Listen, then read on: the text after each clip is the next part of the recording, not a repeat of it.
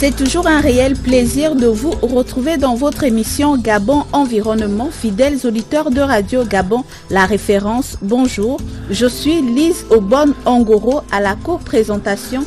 Mon fidèle compagnon Arnaud Ondo Ngozogo. Bonjour Arnaud. Bonjour Lise, bonjour à toutes et à tous. Dans nos locaux, nous recevons le directeur général de l'École nationale des eaux et forêts, le docteur Bruno Koumakali. Bonjour. Bonjour madame, bonjour messieurs. Merci d'avoir répondu à notre invitation. Nous sommes avec vous pour une quarantaine de minutes. L'École nationale des eaux et forêts, ENEF, a été créée en 1953. Elle est située au Cap Esterias, à une trentaine de kilomètres de Libreville. Cette école forme des cadres hautement qualifiés.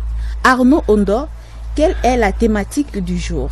Avec monsieur le directeur général, nous allons parler de l'importance de la formation dans la protection et la valorisation de nos ressources naturelles. D'accord. Monsieur le directeur général, comment se porte l'École nationale des eaux et forêts en cette période de crise sanitaire ? Merci, messieurs et dames. L'École des eaux et forêts, comme les autres structures de la place, pour l'instant, on a gelé les cours pour respecter les mesures barrières dictées par le gouvernement de la République. D'ailleurs, pour vous dire si bien, nous étions déjà en période de stage pour les étudiants, hormis les licences qui devaient poursuivre leurs études. Et monsieur le directeur général, en dépit donc de cette situation, peut-on avoir une présentation de l'École nationale des eaux et forêts ? Alors, l'École nationale des eaux et forêts, comme disait tout à l'heure votre confrère, est située au Cap Esterias. Et je ne vais pas là-dessus. C'est une école qui fait partie du réseau des institutions forestières d'Afrique centrale qu'on appelle le REFEIAC. Il y a 3 autres écoles. Il y a l'École nationale des eaux et forêts de Mbalmayo au Cameroun, l'École nationale des eaux et forêts de Bonsenjo au Congo et l'École nationale des forêts du Gabon. Donc, il y a 3 concerts qui s'appellent l'École nationale des forêts dans la région d'Afrique centrale. Dans ce cadre de ces différentes écoles, est-ce qu'il y a une mutualisation des enseignements ou des efforts pour une meilleure formation des étudiants ? Ah oui, effectivement, l'École nationale des forêts du Gabon, le Cap Esterias, a une vocation d'abord sur-régionale. Il fait partie des membres fondateurs du réseau d'institutions de formation d'Afrique centrale et environnementale, c'est le REFEIAC, qui compte 28 institutions membres. Et dans ce cadre, l'École nationale des forêts est reconnue comme le pôle d'excellence de transformation du matériau bois. Donc, à ce sens, il y a mutualisation des moyens qu'il y a entre les 3 ENEF et les institutions qui traitent de la question environnementale. Dans ce cadre-là, quelles sont donc les différentes filières de formation que vous offrez au sein de l'École nationale des eaux et forêts, monsieur le directeur général ? Pour cela, l'École nationale des forêts offre plusieurs filières de formation, à savoir d'abord de 2 niveaux. D'abord, il y a ce qu'on appelle les formations classiques qui rentre sur le concours de l'État. Comme c'est une école nationale, évidemment, l'école doit entrer sur le concours. Et ces offres de formation de type classique sont ingénieur de conception des eaux et forêts, niveau licence scientifique, plus 2 ans. Il y a ingénieur technique des eaux et forêts, bac scientifique, plus 3 ans. Les adjoints techniques des eaux et forêts, bac scientifique, plus 2 ans. Et les adjoints techniques des eaux et forêts sont BPC, plus 2 ans. Donc ça, c'est ce qu'on appelle les formations de type classique. Vous savez comme moi que pour les raisons économiques, on a gelé les concours dans la fonction publique. Donc, il y a là-dedans aussi d'autres types de formations qui ont été créées, à savoir les formations qui doivent s'arrimer au LMD. Et là, nous avons créé 14 parcours, qui sont, en l'occurrence, 5 masters, 4 licences et 5 DUT.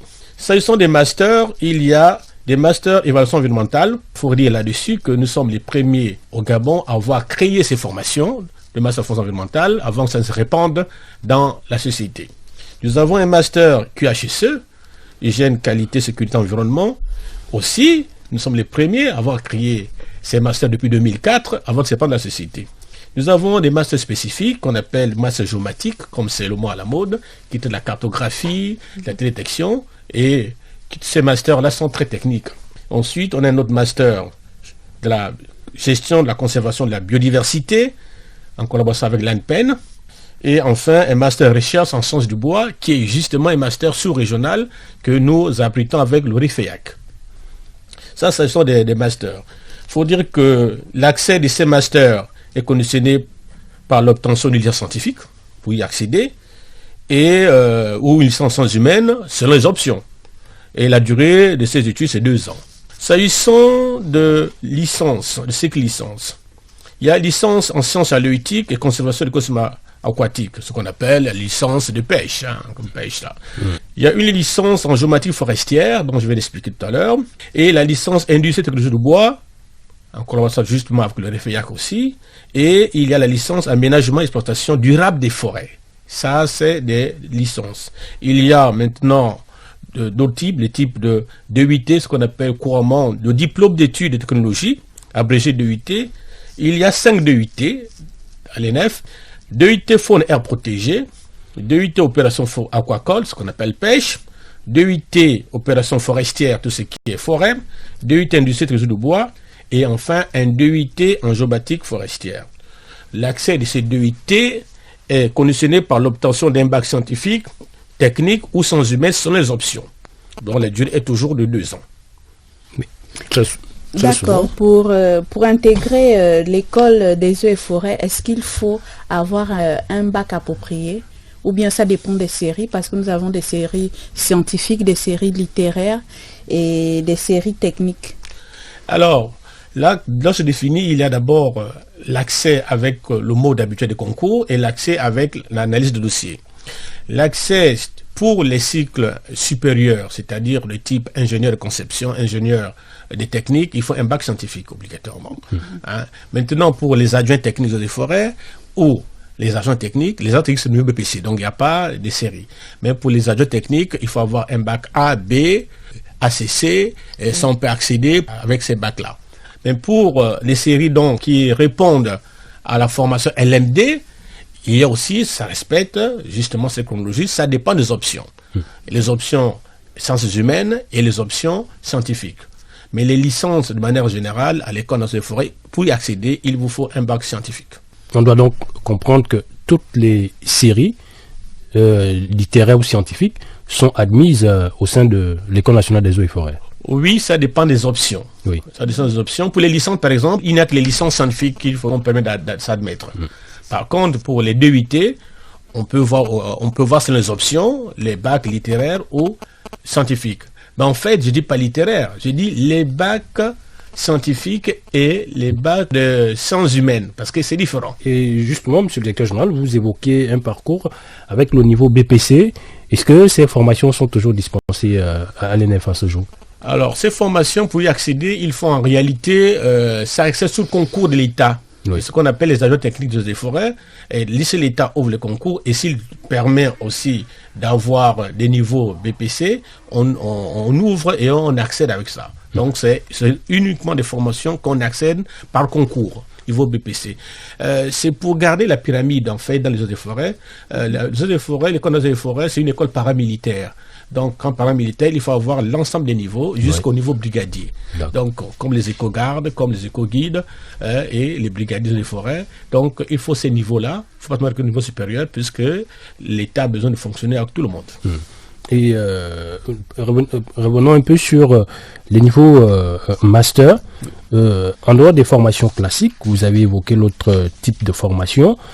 Ces formations-là, elles se font... Vous avez dit, non pas par voie de concours aussi, mais par étude du dossier. J'ai obtenu mon master à l'université Omar Bongo. Est-ce qu'il est possible de voir une nouvelle formation à l'école nationale des eaux et forêts, par exemple? Oui, les niveaux dont je parlais tout à l'heure, je faisais allusion au niveau formation pour accéder avec analyse de dossier. Oui. Donc, c'est les formations qui remplissent le critère nouveau LMD, licence, master, doctorat. Tout à fait. Et pour ça, si vous obtenez votre licence, pas de master, vous des licences à l'université Omar Bongo, selon les options qui sont dictées, vous pouvez y accéder. Il y a aussi des disciplines qui sont acceptées, par exemple la géographie, la sociologie, un peu l'anthropologie, parce que ces diplômes, il y a ce qu'on appelle les sciences humaines là-dessus pour faire les masters, master dans les domaines de la protection de l'environnement, conservation, puisqu'il y a les études socio-économiques, il y a aussi la sociologie qu'on accepte, mais ça dépend des options et les offres qui sont présentées par année. Donc il y a des années où il n'y a pas ces diplômes qui sont recherchés. Et en termes de capacité d'accueil aujourd'hui, quelles sont les capacités d'accueil de l'École nationale des eaux et forêts? Alors, sur les capacités d'accueil, je voulais d'abord dire ceci pour les nouvelles offres de formation qu'on a ouvertes cette année. Oui. Nous avions en 2 vitesses 130 étudiants. Nous avons en licence 50 étudiants. En master, 71 étudiants, ce qui fait 251 étudiants. Et donc, vous voyez qu'on peut accueillir jusqu'à 251 étudiants, 260 pas plus. Parce que, il faut rappeler que tous les étudiants doivent être casernés à l'École nationale des forêts, parce que c'est une école paramilitaire. Alors, ça veut dire que la capacité d'accueil aussi jusqu'à au plus à 260 étudiants. Et dans ces étudiants, on a fait une statistique, il y a 30% des femmes, bien sûr, 70% d'hommes. Donc, en fait, on peut y accéder à l'école. Alors, il faut peut-être aussi ajouter ceci, 30% des étudiants de l'ENEF de cette année sont boursiers.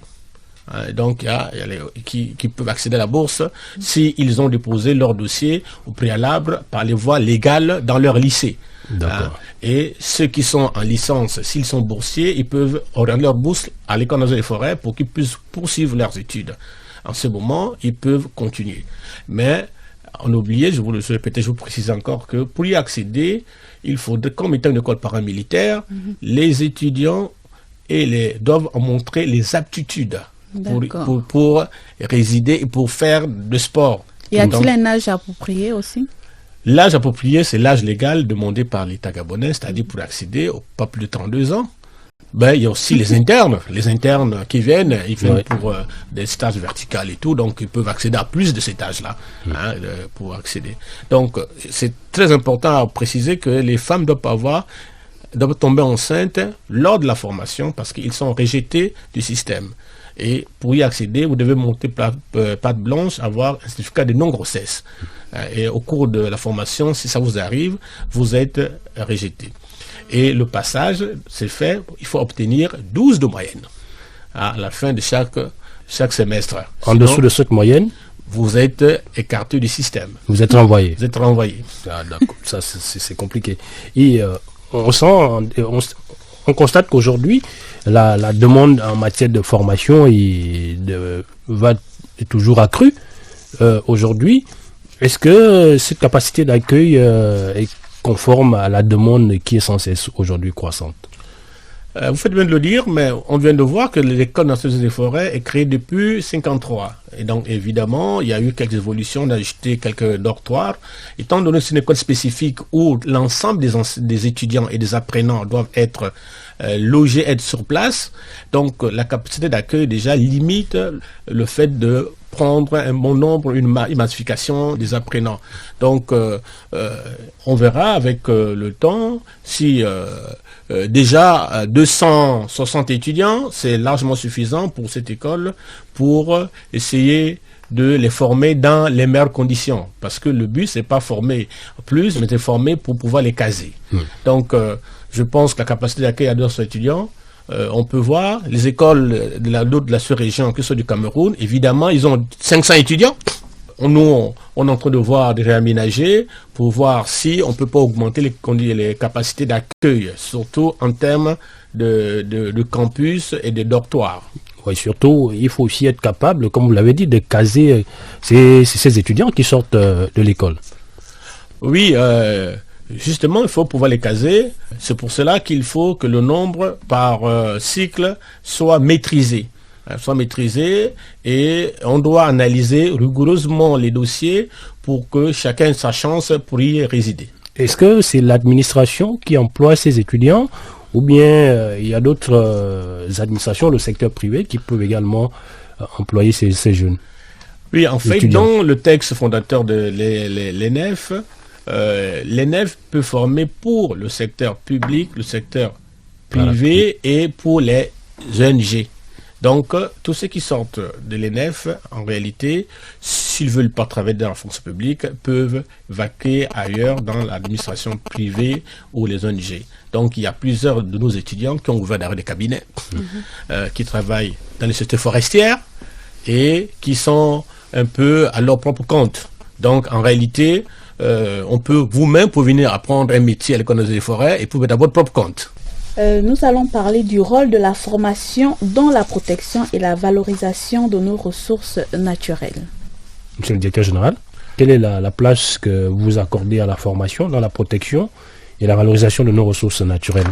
Alors, faut d'abord, permettez-moi de vous rappeler que notre pays, le Gabon, est situé dans le bassin du Congo et qui regorge un plus grand forêt tropicale après l'Amazonie. Pour notre pays, l'exploitation forestière demeure encore parmi les principales ressources forestières. Donc, à cela, il constitue donc l'un des secteurs d'activité capables d'assurer un développement continu et durable de notre pays. Vous devez savoir que sur le plan écologique, la forêt est exceptionnelle. Donc, dans ce cas, le gouvernement gabonais a défini quelques politiques forestières dont l'objectif est d'assurer la rationalisation des ressources forestières et fauniques. Alors, le rôle de la formation dont je vais décrire est important pour faire de la conservation de cet écosystème. Parce que très longtemps, depuis des années, vous devez savoir, on sait tous que la forêt constituait la principale richesse de notre pays. Et je dis toujours à mes étudiants au carré d'armes que chaque Gabonais a vu au moins un grumier passer. Ça veut dire que c'est notre recherche la plus connue et la plus visible. Et nous devons donc tout faire pour la préserver et créer des emplois là-dedans, dans ce secteur, pour que nous puissions exploiter de manière rationnelle cette ressource. Donc, c'est pour cela que nous sommes l'unique école dans notre pays qui formons à ce métier de la forêt, de la conservation de la biodiversité au Gabon. Et nous devons donc en être fiers et la préserver. C'est pour dire que le rôle de la formation, dans ce sens, par l'éducation. Alors ça c'est le rôle du forestier d'ailleurs, parce que le rôle des étudiants des eaux et forêts, c'est aussi sensibiliser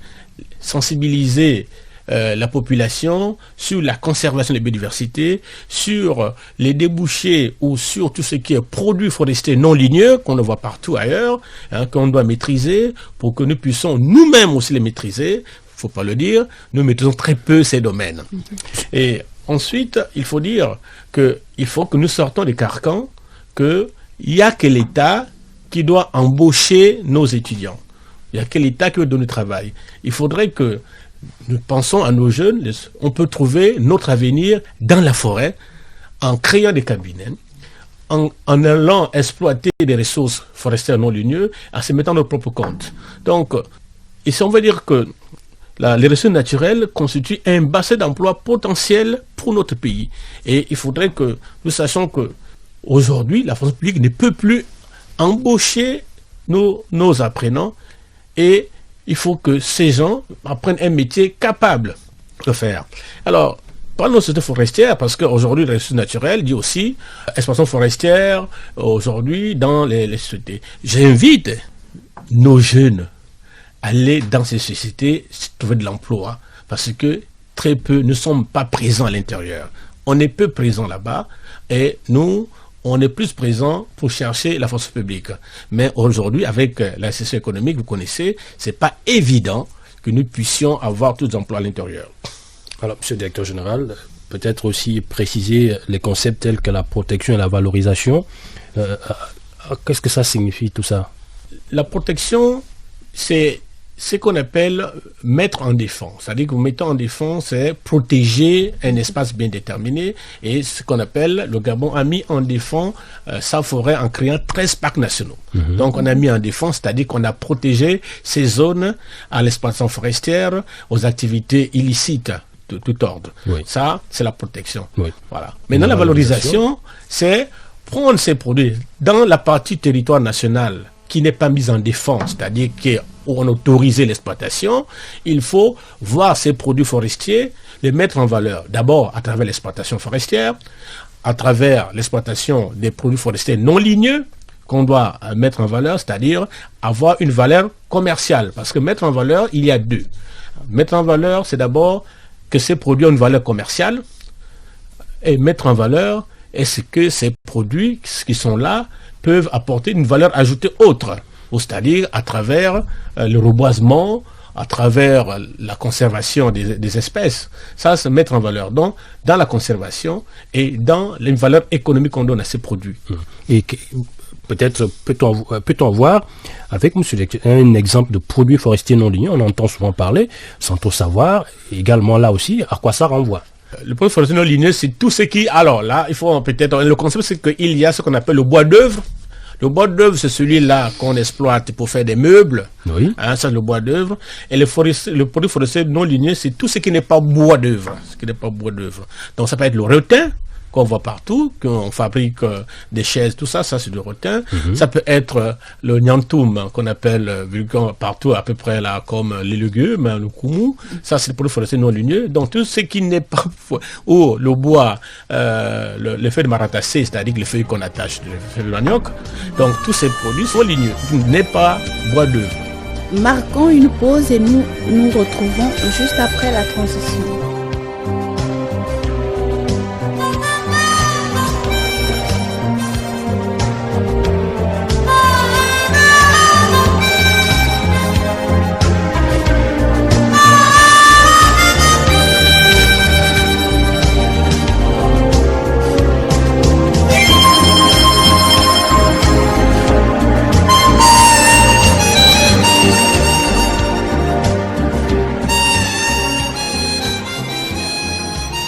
Si vous venez de prendre l'écoute, sachez que vous écoutez l'émission Gabon Environnement. Nous sommes avec le directeur général de l'École nationale des eaux et forêts, Dr Bruno Koumakali. Dans la première partie de notre émission, nous avons présenté l'École nationale des eaux et forêts, les différentes filières de formation et le rôle de la formation dans la valorisation de nos ressources naturelles. Nous voici à présent dans cette seconde partie de l'émission.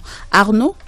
Oui, et dans cette seconde partie, on va voir d'abord le secteur des eaux et forêts, en quoi il constitue une solution à la lutte contre le chômage des jeunes dans notre pays, monsieur le directeur général. Monsieur, le secteur des eaux et forêts, comme le dit couramment, occupe 80%, 80% du territoire national. Donc 80%, ça veut dire qu'il y a des perspectives d'emploi énormes dans ce secteur. Déjà par cette superficie, chaque Gabonais se reconnaît au moins dans sa forêt. Donc, pour cela, c'est déjà une solution des débouchés d'emploi qu'on peut avoir de manière multiforme à travers sa ressource qu'il présente. Alors, effectivement, vous le dites, il existe plusieurs débouchés dans le secteur des eaux et forêts qui participent à l'employabilité dans les administrations publiques et privées et les ONG au Gabon. Et d'ailleurs, la plupart de nos anciens étudiants, s'ils ne sont pas dans la fonction publique, ils sont dans le privé. Et donc, c'est dans le privé, ça suppose que, ou dans les ONG, qui en a créé plusieurs d'ailleurs. Donc, c'est déjà un secteur ou un bassin d'emploi qu'il y a. Et donc, on incite en fait, dans nos enseignements désormais, des enseignements sur la création des emplois, sur le management, pour que ces étudiants, quand ils sont en attente de postes budgétaires, parce que c'est ce qui arrive souvent, oui, au lieu de rester, ils commencent à aller dans le privé. S'ils sortent, ils reviennent. Ben, je vous dis, messieurs et dames, la plupart qui vont dans le privé ne reviennent plus. Parce qu'ils trouvent qu'ils sont mieux là-bas et mieux traités. Donc, c'est pour dire que ce secteur regorge suffisamment de possibilités d'emploi. D'ailleurs, la zone économique d'Nkok est consacrée à la transformation locale du bois. Le but d'abord, c'était de transformer le bois local et d'apporter une valeur ajoutée à l'exploitation qu'il y a. Et c'est pourquoi le gouvernement a pris les mesures pour interdire l'exploitation, pour créer plus de valeur ajoutée. Et cette zone économique d'Nkok offre aujourd'hui des bassins d'emploi dans la transformation du bois énormes qui permet aujourd'hui à des jeunes de trouver à chacun son emploi. Parce que les emplois dans la forêt sont multiformes. Ils sont d'abord, dans le domaine de l'exploitation forestière. L'exploitation forestière, c'est-à-dire qui sont des cubeurs, des abatteurs, qui sont des contremaîtres, qui sont à l'intérieur de cette forêt des contrôleurs vertex, qui sont là-dedans tous, ce monde peut donc former déjà. Et après, on a une seconde partie, ce qu'on appelle la transformation du bois. Donc ça, c'est un autre secteur qu'on appelle l'industrie du bois. Oui. Il y a encore un bassin d'emploi où on va trouver tout ce qui traite du bois, qui traite de tout ce qui est faciès, de son contenu. Et donc, en fait, et là, après ça, il y a ce qu'on appelle la mécanisation. Parce qu'il y a l'exploitation, il y a l'industrie et la mécanisation, c'est-à-dire ce qui intéresse tout ce qui est machine. Le machiniste. Et dans ces machinistes, il y a plusieurs métiers encore les affûteurs, les déligneurs. Donc il y a, dans chaque section de la forêt, il y a plusieurs métiers qui se créent et qui sont dans des centres de formation. D'ailleurs, c'est le cas aujourd'hui qu'on veut développer centres de formation, Oui, qui tout à fait. peuvent être dans l'école des forêts, parce qu'il y a des métiers de certains niveaux, des ingénieurs, des techniciens, des techniciens, et ces métiers donc permettent à tout un chacun, à chaque jeune, de se retrouver. J'insiste que les jeunes s'adonnent à ces métiers parce que la plupart du temps, c'est pas nous qui les faisons. Oui. Je pense que vous comprenez ce que je veux dire. Tout à fait. Si vous avez une structure industrielle, si vous n'avez pas un affûteur, votre structure, et voit l'échec parce que vous ne pourrez pas continuellement recruter ou scier le bois, parce que pour le couper il faudrait que un affûteur, ce qu'on dit vulgairement, celui qui s'occupe des lames, qui les entretient, qui sait qu'on va les changer, et ça c'est un maillon très important pour une structure industrielle. Et ça, c'est dans le secteur de la forêt. Qu'en est-il du secteur des océans, les eaux également, qui sont un autre pan de votre école? Alors, l'autre point de l'école, c'est les métiers de l'aquacole. J'ai dit tout à l'heure que nous avions un master en aquacole. Donc, tout ce pont était d'abord, d'ailleurs, on a une direction générale de la pêche et aquaculture. Dans notre école, nous avons un vaste projet d'ailleurs pour accueillir la collection des poissons du Gabon, qui doit être donnée par Smithsonian, et donc pour que nous puissions avoir cette collection, le mettre de manière virtuelle aussi, qu'on puisse avoir l'ensemble de nos espèces en l'éthique. Alors, dans ce projet, déjà l'État nous a déjà mis en place les CAPAL un peu partout, les centres de pêche. Et ces centres de pêche, c'est là où ce sont le terrain d'études, d'expérimentation de nos étudiants. Donc, ceux qui sortent là, en plupart font leur stage dans ces secteurs. Mais ce que j'encourage les Gabonais, c'est que les jeunes doivent s'intéresser à ce secteur, qu'on ne maîtrise pas pour l'instant, et qu'on s'intéresse juste au métier de conservation, de la connaissance des espèces. Il faut aussi que nous intéressons à la pêche artisanale, à la pêche industrielle. Pour l'instant, l'école accueille les étudiants pour donner une connaissance sur le secteur et sur la conservation, sur la connaissance des espèces, sur la maîtrise de tout ce qui est capture, pour essayer de rentrer. Parce que, faut dire, notre océan varie entre 850 et 900, la ligne de côte, donc c'est une vaste richesse pour nous, sans compter la zone exclusive économique. Oui, déjà, lorsque les étudiants sont par exemple recrutés dans le secteur privé, est-ce que ça ne met pas mal l'administration qui forme d'abord pour ses besoins? Non, ça ne met pas mal l'administration, parce qu'en fait, l'école, on a dit, l'école peut former pour le privé, pour la fonction publique.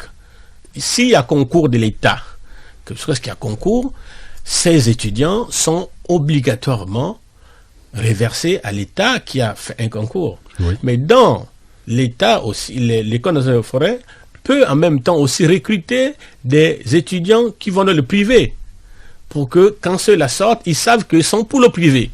Et ceux qui sont pour l'État, c'est-à-dire l'État qui a organisé le concours, les embauche. Ils sont ce qu'on appelle un peu partout des préfonctionnaires avant d'y aller. Donc en fait, ça ne gêne pas l'État, mais l'État indéfiniment ne doit pas continuer à recruter. Il encourage que les jeunes se mettent leur propre compte. Est-ce que le privé lui-même peut également envoyer des étudiants en formation pour ses besoins? Oui, c'est le cas aujourd'hui. Donc en fait, il n'y a pas que le privé qui envoie les étudiants, il y a aussi la sous-région qui envoie les étudiants. Donc on est sur l'école sous-régionale, donc l'école accueille les étudiants de l'État, les étudiants du secteur privé, c'est-à-dire qui sont dans le domaine d'exploitation forestière et industrielle, et les étudiants qui viennent des pays de la sous-région, membres du REFEAC. Ou aussi des volontaires qui veulent s'inscrire. Vous pouvez vous inscrire vous-même pour avoir votre cursus à l'école. Et des cours de formation qui supportent pour les volontaires? C'est eux-mêmes c'est eux-mêmes qui supportent, puisque vous venez vous inscrire. Il faut que vous supportez vos cours, les cours. Et ils ne sont pas internés comme les étudiants? Non, tout le monde. À l'école, tout le monde doit être interné. Vous devez, si vous venez à l'école, vous devez satisfaire aux conditions. Ouais. C'est-à-dire, les conditions, c'est une école paramilitaire, tout le monde doit être interné. Que vous êtes privé, que vous êtes la sous-région, que vous êtes envoyé par l'État, vous devez être interné. Donc tout le monde est interné et subit la même formation. D'ailleurs, il n'y a pas de distinction entre admis sous concours, admis par dossier, admis à l'étranger. Non. Vous êtes tous ensemble. Ensemble, c'est la même formation. Vous subissez la même formation. Il n'y aura pas de PV pour les admis sous concours, les admis, non, il n'y aura pas cette suite. Monsieur le directeur général, le secteur des eaux et forêts sont-ils des solutions à la lutte contre le chômage des jeunes? Oui. Je pense que le secteur des eaux et forêts, c'est vraiment une solution pour la lutte du chômage des jeunes. Ça, vraiment, parce que j'ai déjà dit tout à l'heure sur la capacité que la forêt occupe, une grande partie.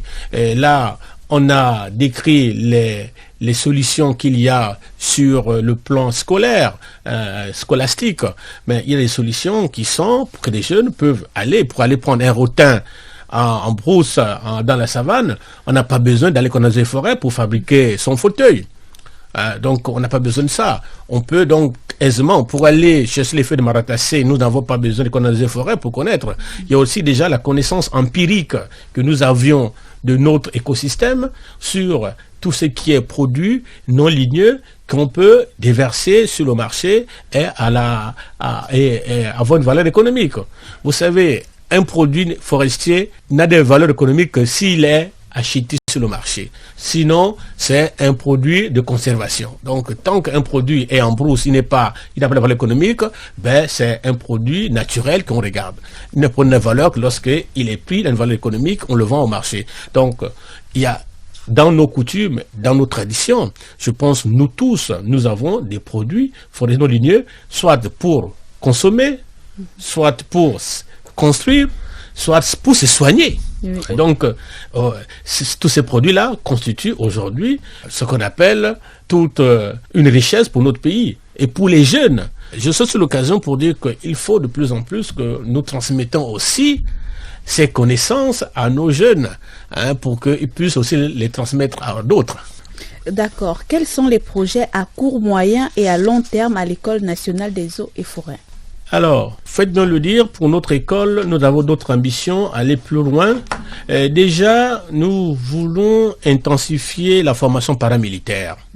Par le passé, vous savez, la formation paramilitaire est là pour assurer l'unité nationale et le sens du respect du citoyen. Et dans le passé, nos grands frères, il avait une formation paramilitaire quand vous aviez le bac à l'époque des années 79-80, vous alliez à Mouila avant d'aller à l'université pour former le citoyen, l'étudiant au respect de la nationalité. Et c'est pour cela que nous voulons à ce que cette formation soit intensifiée pour garder l'état de la nation. Et nous avons aussi d'autres projets, ouvrir de nouvelles offres de formation par rapport à l'actualité, aux offres qui se présentent aujourd'hui. Et pour cela, nous avons l'ambition d'ouvrir une licence en génie de l'environnement. Parce que nous avons ici des directions d'environnement, un peu au ministère des Eaux et Forêts, mais aussi dans les différentes mairies. Et nous voudrons là créer une licence en génie de l'environnement pour que nous ayons enfin des spécialistes de cette discipline, pour qu'ils puissent, on ne prend pas, on s'improvise pas environnementaliste alors qu'on ne connaît pas ça. Donc, on a cette ambition. Deuxièmement, nous avons ambition d'ouvrir l'année prochaine une licence en valorisation et transformation industrie du bois. Alors, avec COC, il faudrait bien que nous voyons comment transformer tous les déchets qu'il y a là-dessus, sur les copeaux, tous les résidus que produits par toutes les menuiseries, pour valoriser l'ensemble de ces copeaux-là qui traînent partout, en biocarburant, en bioénergie. Nous avons des collègues ici au Gabon, l'État a mis des moyens pour les former. Il faudrait qu'on en profite aussi pour faire des briques des terres. Il y a des collègues l'IRED qui en font, les briques de copeaux. Nous avons une licence en création, licence eau assainissement. Nous avons les autres l'assainissement. Nous sommes les codes nationaux des eaux et forêts. Donc, c'est la partie de eau qu'on prend. Nous avons des laboratoires d'ailleurs, qu'il y a un peu de laboratoire qui s'occupe de l'hydrobiologie et tout. Donc, nous souhaiterons que tous ces collègues qui sont dans l'assainissement, et nous ouvrons une licence pour leur donner les capacités de savoir qu'est-ce que le trouble et tout, pour que nous ayons au moins dans notre pays des vrais spécialistes en assainissement. Enfin, nous avons 2 masters qu'on voulait créer. Master en commercialisation en négoce du bois. Nous produisons du bois. Il y a la zone économique d'un coq, mais il faut que nous sachions vendre ce bois pour qu'il soit à une valeur économique. Ouais. Donc, il faudrait que nous formions des vrais spécialistes qui commercent le bois à l'international et sur le plan national. Pour que ce rôle à l'époque était concédé à la SNBG qui vendait du bois brut. Mais le paradigme a changé. C'est maintenant du bois débité. Donc, il faudrait qu'on a ces étudiants, ces compatriotes qui sachent vendre du bois. Nous avons enfin création d'une licence sur la certification forestière. Alors ça, c'est le pilier de la conservation. Certification forestière dit qu'il faut respecter les règles dans l'exploitation forestière. Les règles d'abattage, d'aménagement. Et ces règles-là, il faudrait qu'il y a des gens, il faut des étudiants, des Gabonais qui puissent les maîtriser pour ne pas décimer notre forêt. Et c'est ça qu'on appelle la traçabilité. Parce qu'ailleurs, on ne donne qu'une place par année. Moi, je pense qu'on peut créer une licence pour ces domaines. Et nous avons enfin un laboratoire de télépilotage des drones pour la surveillance de nos forêts. Il est fonctionnel. Nous voulons maintenant former des étudiants à la connaissance, à le pilotage, au traitement. Parce que là, on est différent. On est dans le domaine de la géomatique. Ce n'est pas seulement piloter pour voir les images, mais là, c'est pour traiter la forêt, pour l'aménager, pour ressortir tout ce qui est éléments pour faire l'inventaire. Avant de terminer, une petite question. La différence, s'il y a une différence entre l'environnement et la forêt. Parce que vous introduisez des nouvelles formations en rapport avec l'environnement, alors que nous étions dans les eaux et forêts. Y a-t-il une différence entre l'environnement et la forêt? Ah non, il n'y a pas de différence entre l'environnement et la forêt. Nous sommes là. L'écosystème forestier, c'est un environnement, on appelle ça environnement de l'écosystème forestier. Oui. Donc, l'environnement qu'on fait peut-être faire allusion, c'est peut-être l'environnement urbain. Donc, comme dans l'écosystème, vous êtes dans un environnement particulier. Donc, tout ça on appelle l'environnement. L'écosystème forestier, c'est l'environnement. Donc, nous devons aussi prélever, préserver cet environnement en gérant, par exemple, ces cours d'eau qu'il y a, qu'on exploite, en gérant tout ce qui est ressources. Donc, l'environnement forestier, qu'on appelle ça d'ailleurs, qui est en fait similaire à l'écosystème forestier, c'est similaire, c'est la même chose. Mais après, il y a différents types d'environnement ou d'écosystèmes. Et là, dans les différentes formations que vous voulez élargir, les autres formations que vous voulez élargir, y aura-t-il aussi des conséquences sur les capacités d'accueil? Parce que si vous ouvrez de nouvelles offres de formation, il va aussi peut-être falloir accueillir davantage des étudiants. Oui, en fait, le nombre global reste le même. On va répartir selon les capacités. L'école nationale des forêts accueille dans les salles des classes 15, 10 étudiants. Si vous répartissez 10 étudiants par classe, je pense que le quota est atteint. On ne prend pas plus de 30 étudiants parce qu'on ne pourra pas les suivre. Il y a déjà une capacité d'accueil qui est déjà dictée. Il y a des classes qui ont 5 étudiants, qui s'auto-éliminent seuls parce que vu il y a des classes de 7 étudiants, il y a des classes de 22 étudiants les plus nombreux, mais il y a des classes de 15 étudiants. Donc, selon votre capacité, vous êtes orienté dans un secteur et on vous teste pendant un trimestre ou 2 mois. Si vous n'êtes pas apte, on vous oriente ailleurs. Voilà pourquoi les effectifs sont réduits sur la dimension des autres écoles. Donc, ce n'est pas une faculté où on doit avoir plus d'étudiants. D'accord. Point final à cette émission, mais avant de nous séparer, monsieur le directeur général, votre mot de fin.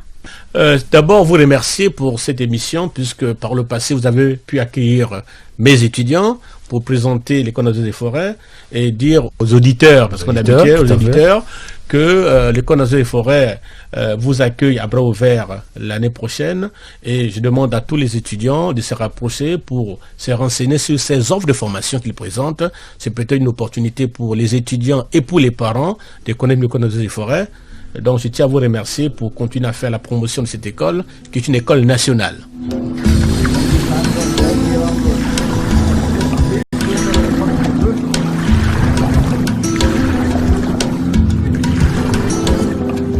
Arnaud, nous faire un bref résumé sur les différents échanges du jour et rappeler aussi les heures de diffusion de l'émission Gabon Environnement. Avec monsieur le directeur général de l'École nationale des eaux et forêts, le docteur Bruno Koumakali. On a échangé autour du thème central, l'importance de la formation dans la protection et la valorisation de nos ressources naturelles. L'émission Gabon Environnement est diffusée le lundi lorsqu'il est 10h05. Rediffusion le même jour à partir de 20h. L'émission est aussi disponible sur nos réseaux sociaux, la chaîne YouTube Gabon Environnement, le lendemain donc de la diffusion. L'émission est réalisée par Herman Osunga, à qui nous disons merci. Merci également à vous qui nous avez reçus chez vous. Au revoir, Lise. Et à bientôt.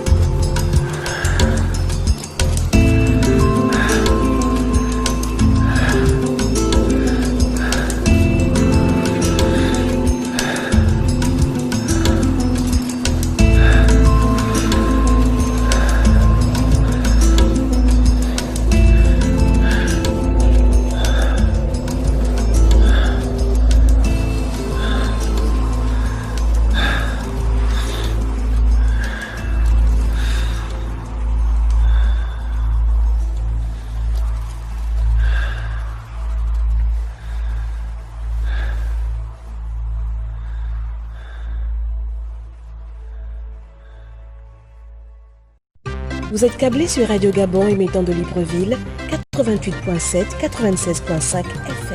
Où que vous soyez, nous sommes avec vous.